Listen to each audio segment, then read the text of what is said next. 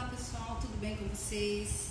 Professora Márcia passando para desejar a vocês aí na próxima semana uma boa prova, para tranquilizá-los, dizer que tudo que vocês farão aí na prova presencial são os conteúdos que estão disponíveis no nosso livro, nas nossas aulas conceituais e na nossa aula ao vivo.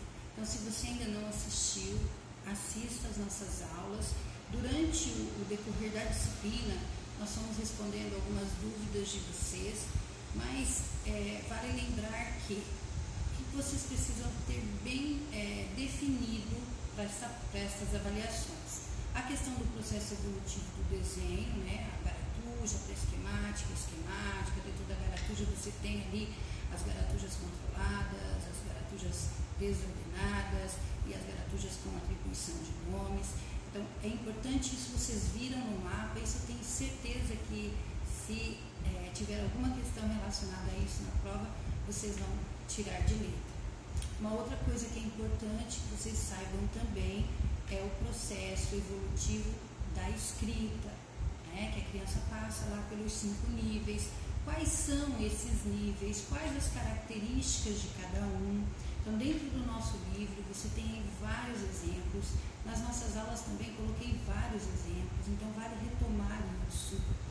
A questão da alfabetização e letramento, essa diferença do que é alfabetização, do que é o letramento, como se alfabetiza letrando, né? O que é a decodificação e por que hoje, em uma sociedade letrada, eu não posso apenas ensinar a criança a decodificar, mas levar ela ao nível de letramento. Então, isso é muito importante também. Foram algumas dúvidas que vocês foram mandando e nas nossas aulas a gente foi falando. Então, os principais pontos em relação a isso, a questão da leitura, a importância da leitura, o que é ser analfabeto hoje em uma sociedade onde se prioriza a leitura e a escrita, né? O que é um analfabeto funcional. Só lembrando que no nosso livro, eu falei na nossa última aula de ontem, que a ANA, né, a Avaliação Nacional lá da Alfabetização, ela não existe mais. Então, pessoal, as mediadoras já mandaram uma errata em relação a isso, porque o livro ele foi construído no ano passado e até o ano passado ela existia. Então, hoje, com a base curricular nacional, nós temos aí, ao final do segundo ano, a prova para avaliar os alunos no nível de alfabetização. E o PNE continua sim dizendo que a partir até o final do terceiro ano, todas as crianças, essa é a meta do PNE, mas a avaliação ela vai ser feita de acordo com a base ao final do segundo ano, certo? Foi uma das dúvidas aí que os alunos me encaminhou, né? Então, está valendo a base e está valendo o PNE, né? PNE, final do terceiro ano, a meta é que todos os alunos estejam alfabetizados, mas a base traz aí que a prova vai ser feita a partir do segundo ano. Uma outra questão foi em relação às cores, né? Lá na garatuja, né, ele vai trocar de cor. Tem criança que lá na garatuja desordenada já troca de cor. O trocar de cor não significa que ele compreendeu o uso correto das cores. Tá? Então, esse trocar de cor, ele vai se dar ali principalmente a partir da época em que a criança já começa a dar nome às coisas, né? Porque até então, ou quando ela está ali na garatuja controlada, mas quando ela está lá na garatuja desordenada, ela troca assim de cor, mas para ela não está trocando de cor porque ela entende que a árvore é verde, sei lá, o chão é marrom, ela não tem esse entendimento. Foi uma das dúvidas também que alunos me mandaram. Aquela questão da criança pintar geralmente a nuvem de azul, é porque ela sim olha para o céu, vê o céu azul, né? E muitas vezes ela acredita que a nuvem é azul porque ela foi ensinada, alguém ensinou ela a pintar. Nunca ninguém fez ela refletir, olhar para o céu e dizer o que é azul é o céu, a nuvem é branca. Não, é mais fácil dizer pinta de azul.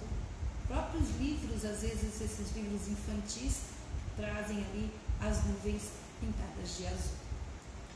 Uma outra coisa legal para vocês refletirem também é em relação às avaliações. Né? Quais são os tipos de avaliação? Avaliação formativa, avaliação diagnóstica, avaliação sumativa, quais as características de cada uma, quais são as avaliações que são pertinentes à criança que está em processo de avaliação. Aí você tem lá a questão da sondagem, a construção do portfólio, que a avaliação formativa ela é a mais pertinente para a educação infantil, do primeiro para o segundo ano ali, do ensino fundamental. Né? A diferença do que é critério e o que é instrumento de avaliação. Instrumento é tudo aquilo que eu vou usar para avaliar. Vamos dar um exemplo de vocês. Vocês têm como instrumento avaliativo a prova, o mapa, as atividades objetivas semanais, a atividade de conhecimentos gerais. Isso são instrumentos. E critérios é o conteúdo que eu vou cobrar, o que eu quero com aquela questão. Então, por exemplo, eu peço lá para você definir, dou um desenho e peço para que você defina para mim em que nível que aquela criança está e por que ela está naquele nível. Esses são os critérios. Agora, a pergunta, a questão dentro da prova é o instrumento. Tá? Então, entenda um instrumento como algo que vai te dar suporte para que você avalie se o aluno aprendeu ou não.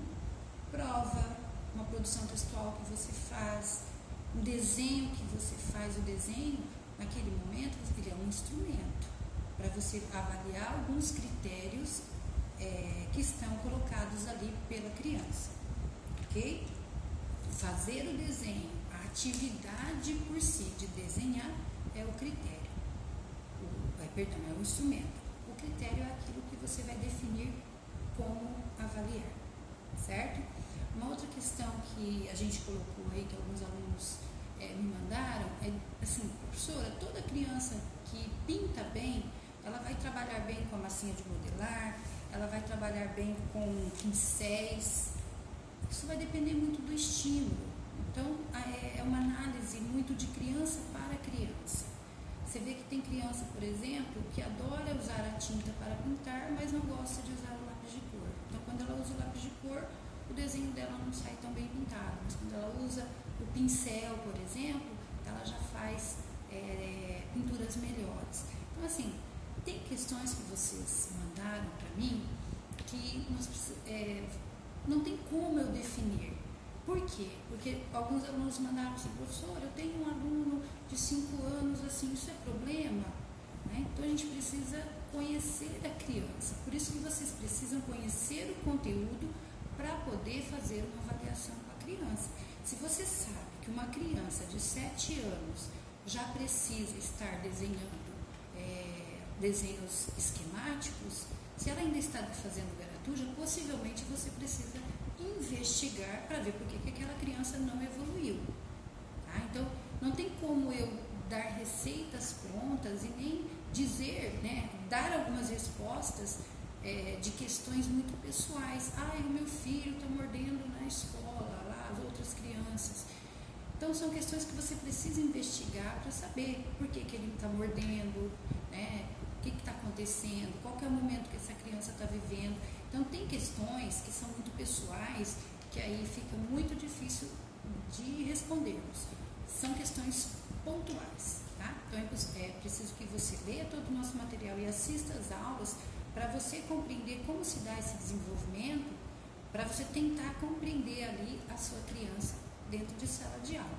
E nesse caso, você tem aí ajuda, suporte da gestão da escola, coordenação, de repente você tem um psicopedagogo para fazer uma avaliação dessa criança. Então, tem casos que não dá para a gente avaliar sem conhecer a criança.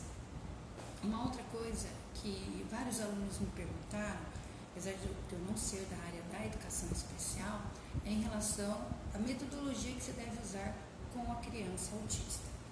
Conversando aí com a professora Valéria, que é a nossa professora da disciplina de inclusão, e com alguns professores que trabalham comigo, que trabalham também na rede municipal, e aqui na nossa cidade a gente tem um professor específico. Se você tem um aluno autista dentro da sala, tem um professor específico para trabalhar junto com essa criança.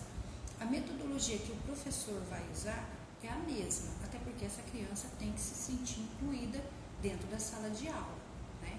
É claro que se você perceber que essa criança autista ou com qualquer outra deficiência, ela não está aprendendo de uma determinada forma, você precisa tentar uma outra forma, uma outra metodologia, talvez trabalhar com mais materiais concretos, enfim, também é uma coisa para se analisar, né? Eu falei agora do autista porque foi uma pergunta específica do autista, mas eu tive outras também relacionadas à criança que possui alguma deficiência.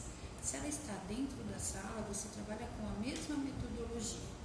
Aí, se essa criança precisar de um apoio, aí você vai sim dar o apoio, mas o que você não pode é dar uma atividade para um e de repente você, para aquele aluno, deixar muito claro que ele está fazendo uma atividade diferente. O que ele precisa às vezes é de uma mediação diferente e não de um conteúdo diferente, tá? Aí, se você, durante as aulas, você percebe que daquela forma ele não está aprendendo, aí você dá uma atenção especial e tenta trabalhar com ele uma outra metodologia, uma outra dinâmica, uma outra organização, para que ele também evolua igual, né, os demais alunos, ok? Mas também são casos pontuais que precisa ser analisado, né, por uma pessoa aí específica da sua escola, ou alguém que levante o diagnóstico dessa criança. Enfim, não dá para a gente precisar exatamente, porque tem criança autista que ela vai junto com os outros muito bem, tem criança que já vai num processo mais lento, né? Então, precisa de uma avaliação para dizer exatamente o que aquela criança precisa ou não, ok? Bom, penso que essas tenham sido as principais dúvidas de vocês. Espero ter sanado, né? Nós ainda temos aí a semana que vem, temos os nossos professores mediadores aí à disposição também. Você pode continuar mandando suas dúvidas, que nós estamos aqui para atender, tá bom? Um abraço, boa prova, bom final de semana para vocês.